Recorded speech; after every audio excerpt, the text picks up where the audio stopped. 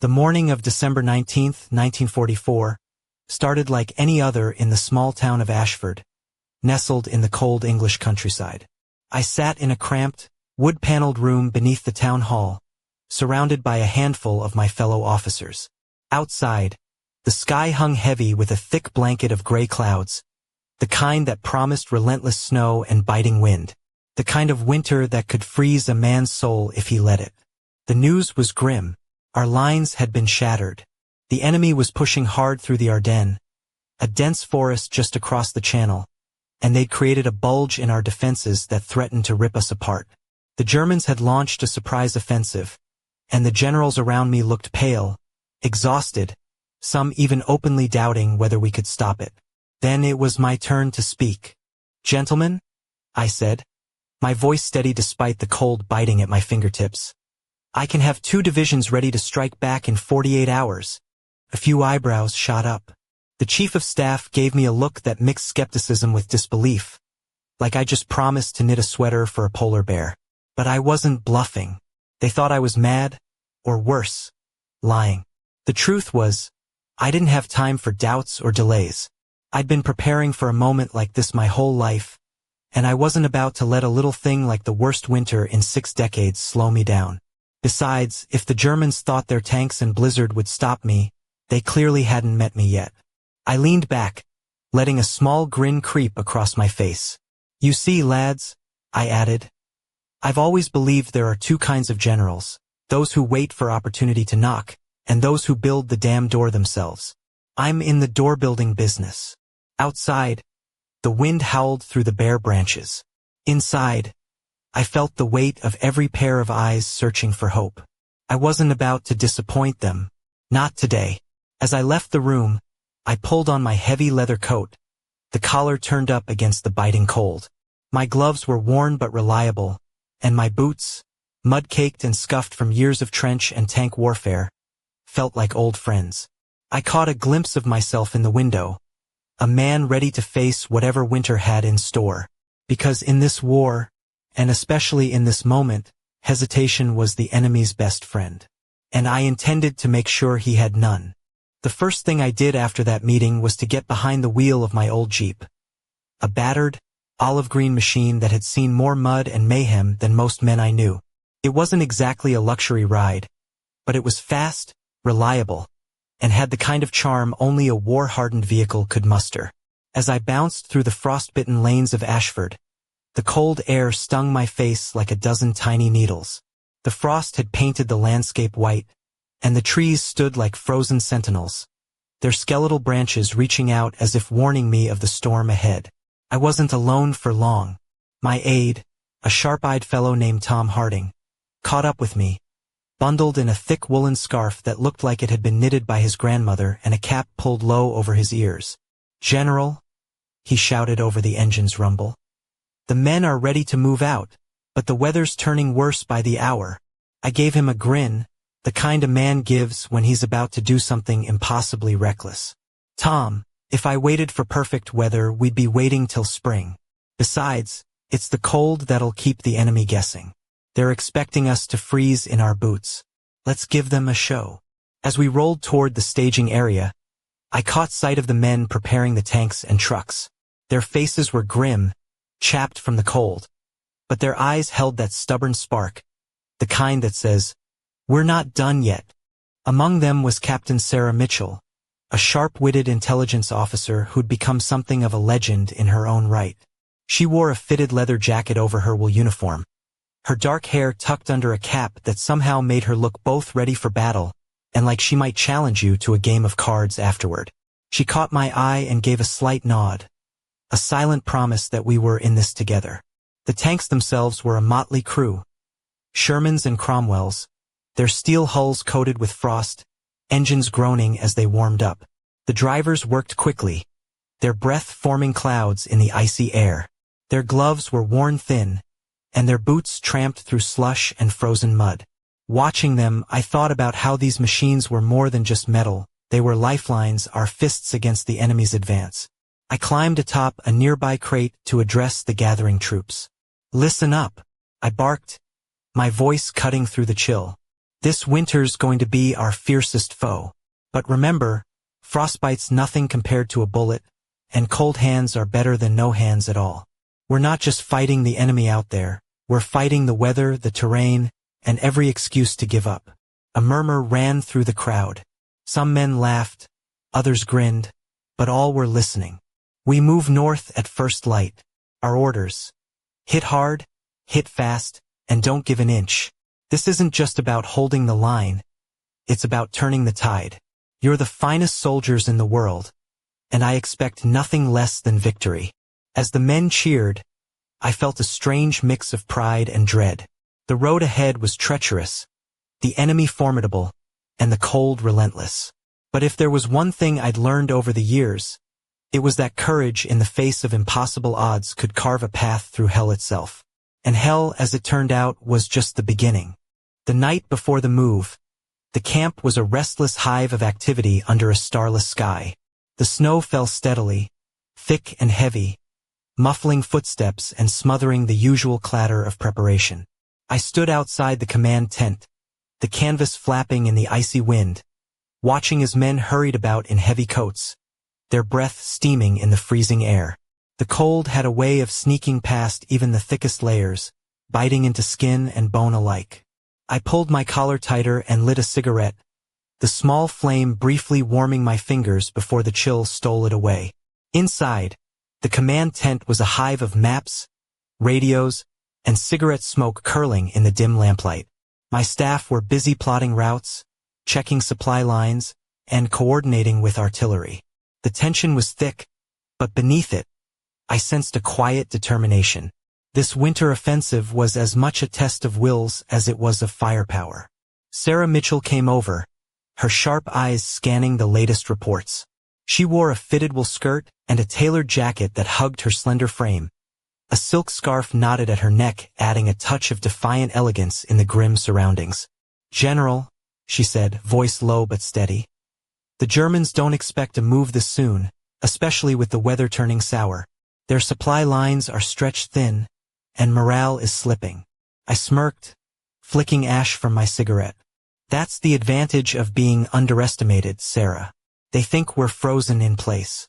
Let's give them a cold surprise." She smiled briefly, but then her expression hardened. "There's something else. Reports from reconnaissance say their tanks are struggling on the icy roads. Synthetic fuel freezing up, engines stalling. It's chaos on their side." I nodded slowly. Perfect. Nothing like a mechanical hiccup to ruin an afternoon. As the hours ticked by, I made my rounds, stopping to speak with the men.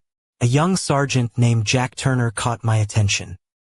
He wore a threadbare scarf, and his boots were caked in frozen mud, but his eyes shone bright with resolve. "Sir," he said, "we'll keep the snow red for you." I clapped him on the shoulder. "That's the spirit, Jack. Remember, it's not the cold that kills men out here. It's the fear of it.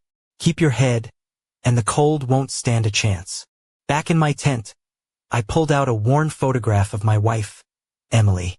Her dark hair framed a face full of warmth and laughter, a stark contrast to the frozen landscape I was about to dive into.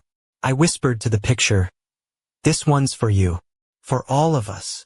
Outside, the wind howled louder, like the ghost of every soldier who had ever faced a winter battlefield. But inside me, a fire burned steady and bright. Tomorrow we'd move. Tomorrow, the frozen forest would hear the roar of our engines and the thunder of our resolve. And somewhere in the shadows, the enemy would realize that the coldest winter in living memory was about to become their worst nightmare. Dawn broke over the frostbitten fields of Ashford with a pale, ghostly light filtering through the heavy clouds. The world was a frozen tableau. Trees bowed under the weight of ice, their branches glittering like shards of glass, and the ground crusted with a thick layer of snow that crunched beneath boot and tread. The air was so cold it felt like breathing in shards of glass. But there was no turning back. I climbed into the driver's seat of my Jeep, the leather cracked and stiff from the cold, my breath fogging the windshield. Around me, the rumble of engines stirred the frozen silence as the divisions began their northward march. The 4th Armored, the 80th Infantry, and the 26th Infantry, 6 divisions in total, were about to execute one of the most daring maneuvers of the war. Captain Mitchell joined me, slipping beside me with a quick smile that melted away some of the morning's frost. She wore a practical wool coat cinched at the waist, boots laced tight, and a leather satchel slung across her shoulder. Her eyes sparkled with that same determination I felt burning inside me. "Ready to make history?" I asked, starting the Jeep's engine, which coughed and roared to life like a beast waking from a deep sleep. "More than ready," she replied, pulling her scarf tighter around her neck. "Let's give those krauts a lesson in British grit." As we rolled forward, the convoy stretched out like a steel serpent winding its way through the frozen countryside. Tanks churned through the snow, their treads biting into the ice with a grinding roar. Trucks carrying supplies and ammunition followed, their headlights cutting through the swirling flurries that threatened to blind us. The roads were treacherous, iced over and narrow, flanked by dense woods that seemed to close in like a trap. Every mile was a battle against the elements as much as the enemy. Engines sputtered, tires slipped, and men fought to keep their footing on the frozen ground. But the spirit was unbreakable. I couldn't help but chuckle when one of the tank commanders radioed in, complaining about the cold. "Tell him," I said into the microphone, "if he wanted a tropical cruise, he should have joined the Navy." The men laughed, their voices crackling over the radio waves. That small moment of levity was a balm against the biting cold and the heavy weight of what lay ahead. As the day wore on, the convoy pushed deeper into enemy territory. Reports came in of German patrols caught off guard, their own vehicles bogged down or abandoned in the snow. The enemy's confidence was beginning to waver, and that flicker of doubt was the spark we needed. But the worst was yet to come. The deeper we moved, the thicker the forest grew, and the harder the fight would be. The frozen woods were a maze, the perfect place for ambushes and hidden dangers. Still, I gripped the steering wheel tighter, my jaw set. This was our moment.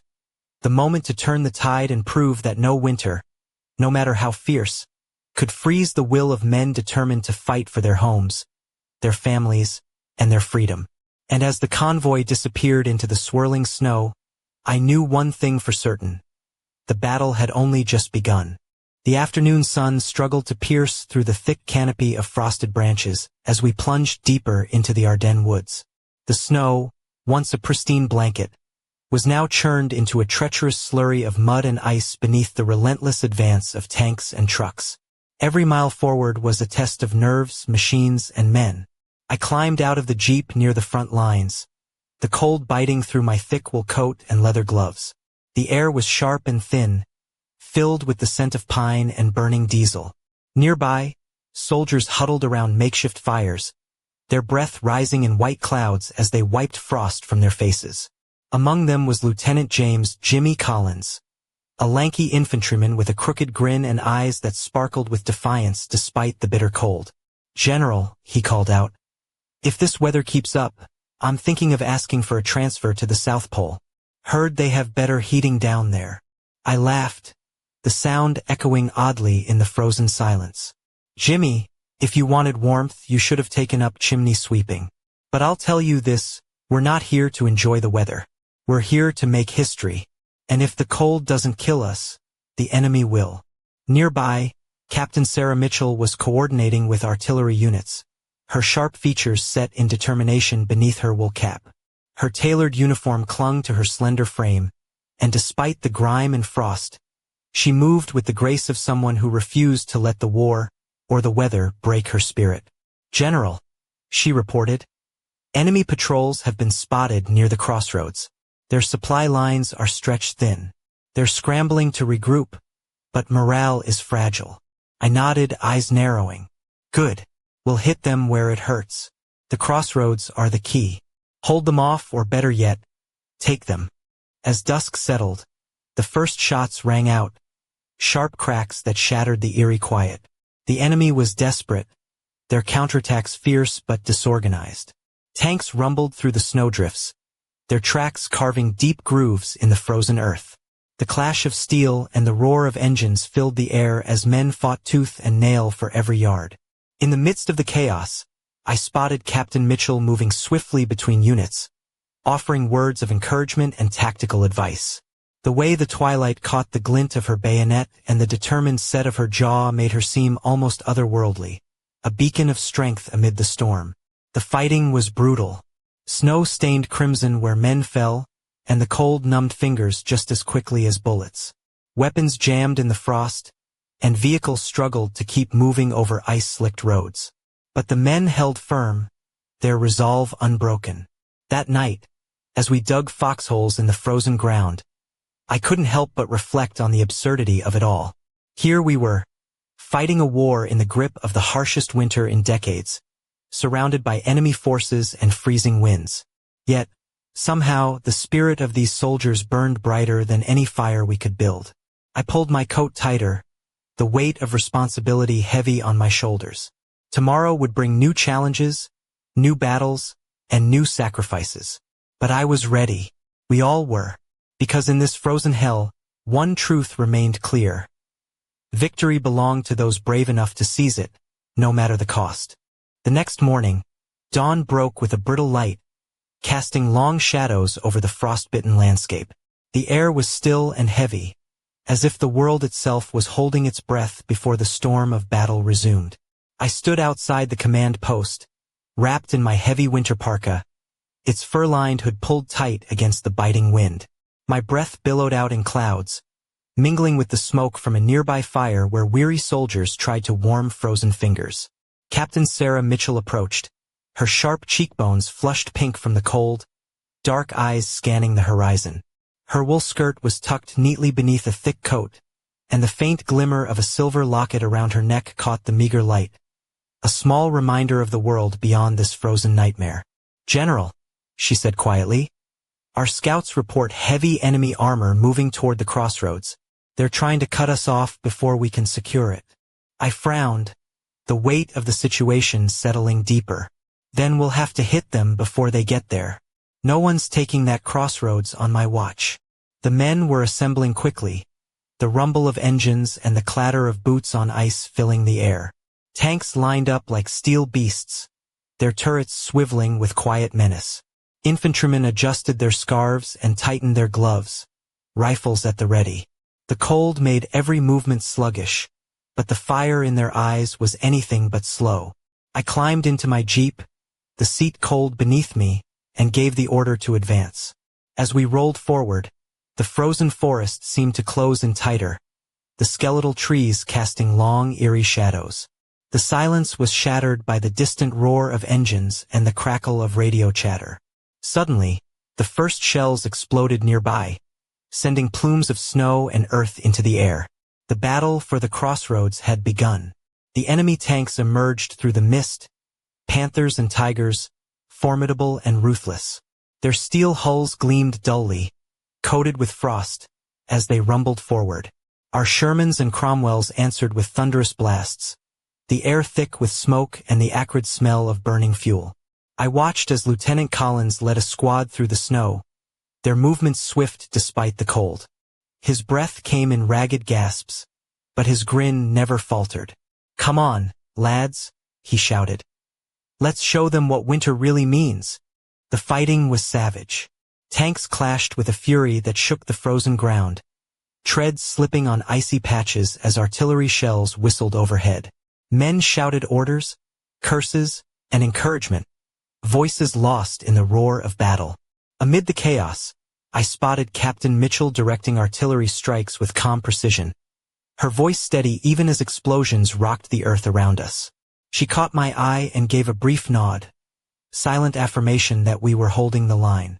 Hours passed in a blur of gunfire and smoke. The frozen crossroads became a deadly chessboard, each move fraught with risk. Yet, slowly our forces gained ground, pushing back the enemy's armored advance. As dusk fell, the snow began to fall again, softening the edges of destruction but not the resolve of the men who fought through it. Exhausted but unyielding, we held the crossroads. I lit a cigarette, the flickering flame a small comfort against the encroaching cold. Somewhere in the distance, a church bell tolled, a solemn reminder of the cost of this frozen war. And as night swallowed the battlefield, I knew this victory was only the beginning. The enemy would not relent, and neither would we. But in the shadows a darker threat stirred, one that would test everything we had fought for. Night had fallen like a shroud over the frozen forest, the battlefield bathed in the cold silver light of a waning moon. The snow muffled the sounds of movement, turning the world into an eerie silence broken only by the distant crackle of gunfire and the occasional rumble of a tank's engine grinding through the frost. I sat inside my command tent, the canvas walls rattling in the bitter wind. A map spread out before me marked with red and blue pins like a grim game of chess. Captain Sarah Mitchell stood nearby, her dark eyes sharp as she traced the enemy's movements with a gloved finger. Her tailored uniform was dusted with snow, and despite the exhaustion etched into her delicate features, there was a fierce determination burning behind them. "General," she said softly, "intelligence reports indicate the Germans are regrouping for a counterattack at dawn. They've brought in reinforcements, some of their best armored units, including those dreaded Tigers." I nodded, the weight of the news settling heavily. The Tigers were legendary, slow but nearly impervious, and their 88mm guns could rip through our Shermans like paper. "We'll have to be smarter, faster. No frontal assaults this time."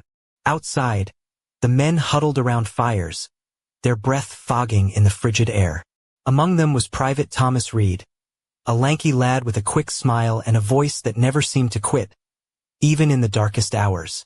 He caught my eye and gave a thumbs up, his cheeks pink from cold and courage. "Stay warm, lad," I called.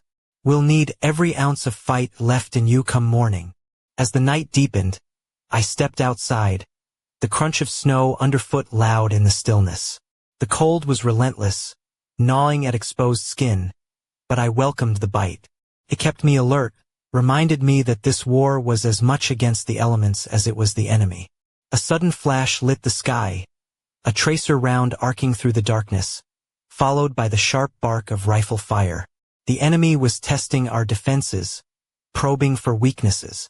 I climbed into my jeep, the leather seat stiff and cold. "Let's make sure they find none," I muttered, starting the engine with a grunt.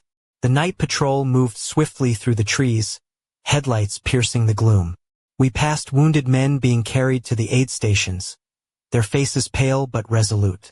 The smell of smoke and gunpowder hung heavy. Suddenly, a burst of machine gun fire erupted from the shadows. I ducked instinctively, heart pounding. Returning fire, we pressed forward, the adrenaline sharpening every sense. Later, back at the tent, I pulled my coat tighter and lit a cigarette, the smoke curling upward like a prayer. Sarah joined me, her voice low but steady. "This battle will test us all, General. But if anyone can turn this nightmare around, it's you." I managed a weary smile. "Well, Sarah, I've never been one for backing down. Time to show them what grit looks like when it's frozen solid." As the first pale light of dawn threatened the horizon, I knew the coming hours would decide everything. The enemy was poised to strike and we had to be ready. But beneath the surface of this brutal winter war, a secret stirred, one that could change the course of the battle in ways none of us expected. The first light of dawn cast a pale, icy glow over the battered landscape, the snow-covered trees standing like silent witnesses to the carnage beneath. The air was thick with tension, every breath a fog of cold that hung heavy in the stillness before the storm. I stood atop a ridge overlooking the crossroads, the frozen ground crunching beneath my boots, my breath mingling with the mist as I surveyed the scene. The men were ready. Tanks lined up in tight formation, infantrymen crouched behind snowbanks, rifles at the ready. Captain Sarah Mitchell moved among them, her coat pulled snug against the chill, the faint glint of determination in her eyes sharper than any blade. Her hair, usually tucked neatly beneath her cap, was tousled by the wind, a rebellious halo framing her face. "General," she said, stepping up beside me, "the enemy's armored units have taken positions behind those ridges. They're waiting for the perfect moment to strike." I nodded, fingers tightening around my binoculars. "Then we'll have to deny them that moment." The silence shattered with the roar of engines and the thunder of cannon fire. The German Tigers emerged from the tree line like ghosts of steel, their massive guns blazing, sending showers of snow and splinters into the air. Our Shermans responded in kind, their smaller but quicker guns firing in rapid bursts. Amid the chaos, I spotted Lieutenant Collins leading a daring flanking maneuver, his squad weaving through the trees with the agility of hunters. His breath came hard, his face streaked with grime and sweat beneath his helmet, but his grin never wavered. "Come on, lads," he shouted over the din. "Let's give 'em a winter they won't forget." The battle was a tempest of noise and fury. Shells exploding, metal grinding against metal, men shouting orders and encouragement through the roar. The cold seemed to seep into every crevice, freezing fingers to triggers and steel to flesh, but the fighting spirit burned hotter than any fire. I barked orders into the radio, directing artillery strikes with precision, my voice cutting through the storm like a knife. Captain Mitchell relayed messages with calm efficiency, her presence a steady anchor amid the chaos. Hours passed in a blur of blood and ice. The snow, once untouched and pure, was stained crimson, the telltale mark of sacrifice and valor. Tanks were lost and won, ground gained and lost again in a deadly dance. As dusk fell, the enemy began to falter. Their lines wavered, and the roar of their engines grew distant.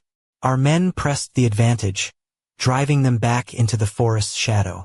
Exhausted but victorious, I allowed myself a rare moment to breathe.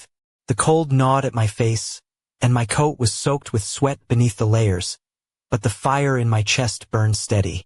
Captain Mitchell approached, her dark eyes reflecting the fading light. "General, this victory is just the beginning. The enemy won't give up so easily." I smiled grimly, lighting a cigarette that glowed like a beacon in the twilight. "No, Sarah. But neither will we." And as the snow continued to fall softly around us, I knew the battle for the Ardennes was far from over. Somewhere beyond the frozen trees, a deeper secret waited, one that could change everything. But for now we had won today, and tomorrow we would fight again. The night that followed was bone-chilling and quiet, the kind of silence that presses down on you heavier than any gunfire. The men were exhausted, faces smeared with grime and frostbite, eyes glassy but resolute as they huddled in makeshift shelters or dug shallow foxholes in the frozen earth. I sat alone outside my tent, the cold seeping through my gloves as I stared into the flickering firelight, letting thoughts wander like the smoke curling into the starless sky. Captain Sarah Mitchell joined me quietly, settling on a nearby crate. Her usually immaculate uniform was creased and dusted with snow, her hair escaping the confines of her cap in soft waves that caught the firelight just so. There was a softness to her tonight, a vulnerability beneath the steel resolve. "We've done well," she said softly, her voice barely above the crackling flames. "But this war, it feels like it's changing. Something's coming, isn't it?" I nodded slowly, staring into the fire. "The enemy's desperate. They're throwing everything they have at us, and still we stand. But I've heard whispers, rumors of a new weapon, something that could turn the tide in their favor." She frowned, lips pressing into a thin line. "If that's true, then we need to be ready. More than ever." A sudden gust of wind swept through the clearing, snatching embers from the fire and sending them spiraling into the darkness. I shivered, not from the cold but from the weight of the unknown pressing down on us all. "Sometimes," I said, exhaling a long plume of smoke, "the hardest battles aren't fought with guns or tanks. They're fought in the shadows, where fear and doubt take root." Sarah's eyes met mine, steady and unflinching. "Then we fight those battles too. Together." A faint smile tugged at the corner of my mouth. "Together," I agreed. As the night deepened, the men around us settled into restless sleep, unaware that the coming days would test not just their strength, but their very souls. And somewhere, hidden beneath layers of ice and secrecy, a new chapter was beginning, one that could unravel everything we thought we knew about this war. But for now, beneath the cold stars and the watchful silence, we held our ground. And that was enough. For tonight, the morning arrived cloaked in a heavy mist that swallowed the horizon and muted the world into shades of gray. The frozen forest stood silent, as if holding its breath before the next storm. I stood at the edge of the camp, staring into the fog where shadows shifted unnaturally among the trees. There was a weight in the air, something unseen, a chill beyond the cold that crawled beneath my skin. Captain Sarah Mitchell approached, her usual confidence tempered by a flicker of unease. Her elegant wool coat was buttoned tight, a crimson scarf wrapped around her neck, providing the only splash of color in the bleak landscape. "General," she said quietly, "our intelligence has intercepted strange communications, unmarked units moving behind enemy lines. They're not like anything we've seen before." I frowned, the lines on my face deepening. "Ghosts in the mist," I muttered. "Or worse, a new kind of nightmare." The men prepared for the day's advance, but I could see the tension in their eyes, the way their hands tightened around cold steel as if bracing for something they couldn't yet name. The battlefield had grown more than just a contest of firepower. It was becoming a game of shadows and secrets. As the fog thickened, a distant rumble echoed through the trees. Not tanks, but something heavier, more deliberate. The ground trembled beneath my feet, and a cold sweat broke over my brow. The war was changing, and so were the rules. I turned to Sarah, voice low but firm. "We've faced impossible odds before. This time, we'll have to fight not just for victory, but for survival." She met my gaze, eyes blazing with the fierce light that had carried us through every frozen hell. "Then we won't just survive, General. We'll win." But as the mist swallowed us whole, a shadow detached itself from the gloom. A figure cloaked in silence, watching, waiting. The game had shifted, and the next move belonged to a hidden enemy. And somewhere in the depths of the Ardennes, a secret waited to be uncovered. One that could change the course of history forever. The snow had turned red once, but this time, the battle was no longer just against an army. It was against the unknown, and the war was far from over.